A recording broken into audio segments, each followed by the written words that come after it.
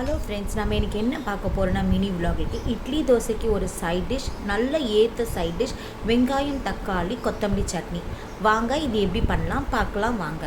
இதுக்கு 4 வெங்காயம் 4 தக்காளி நீட்டு வாக்கில் அரிஞ்சிருக்கேன். காரத்துக்கு பச்சை மிளகா 5 எடுத்திருக்கேன், நல்லா பொடியை நறுக்கி வச்சுருக்கேன். அதுக்கப்புறம் தாளிக்கிறதுக்கு உளுத்தம்பருப்பும் சீரகம் ஒரு 1/4 ஸ்பூன் எடுத்துக்கோங்க. உளுத்தம்பருப்பு 1/2 ஸ்பூன் எடுத்துக்கோங்க. இப்போ அடிகனமான கடாயில் ஒரு ஸ்பூன் எண்ணெய் விட்டுட்டு உளுத்தம்பருப்பும் சீரகமும் நல்லா பொன்னிறமாக நல்லா வதங்கின பிறகு தான் வெங்காயம் தக்காளி பச்சை மிளகா நீங்கள் போட்டு நல்ல ஒரு 10 நிமிஷம் நல்லா ஹை ஃப்ளேமில் வச்சு சாட்டே பண்ணிக்கோங்க. நல்ல வெங்காயம் தக்காளி நல்லா சுருங்கின பிறகு சுவிட்ச் ஆஃப் பண்ணிவிடுங்க.